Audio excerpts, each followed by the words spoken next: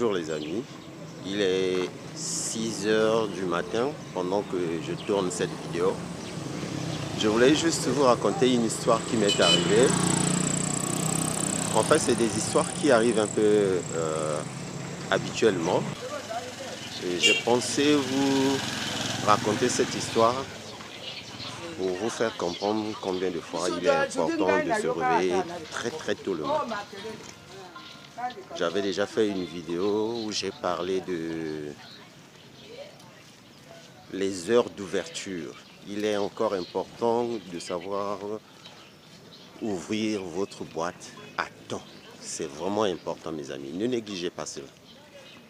Il ne faut pas négliger le fait d'être toujours le premier dans ce que vous faites. C'est très important. Ça éveille votre état d'esprit, votre comportement, votre façon d'être, votre personnalité. Ça met tout cela en évidence. Donc, il y a un monsieur qui m'avait contacté il y a de cela quelques jours. Et il m'appelle, je ne sais pas comment il avait fait pour avoir mon numéro. Et nous nous sommes rencontrés.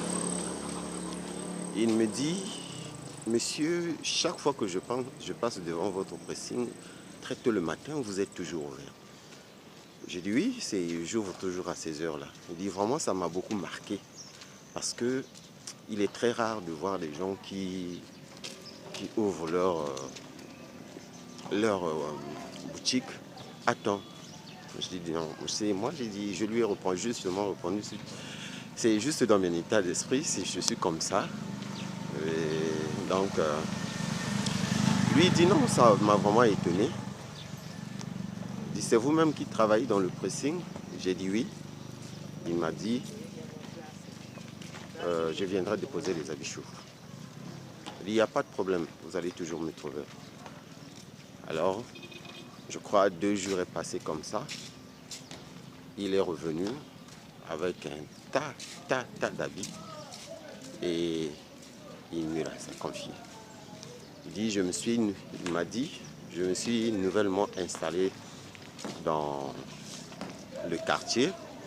En fait, je cherchais un pressing où je pouvais déposer les vêtements.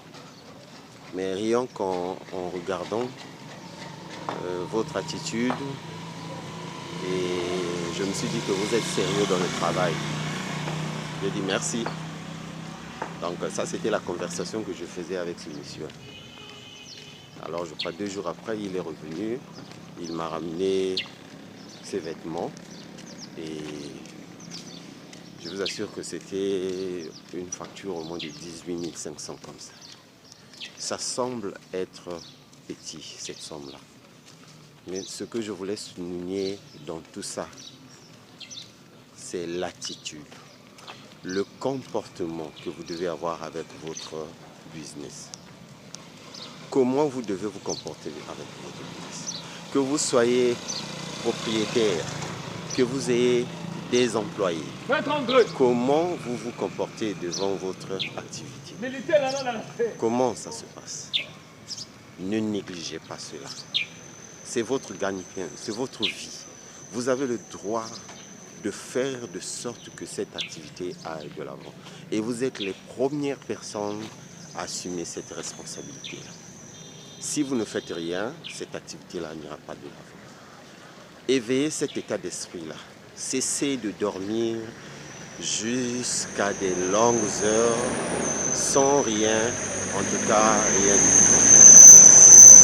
Je vous prie de m'écouter.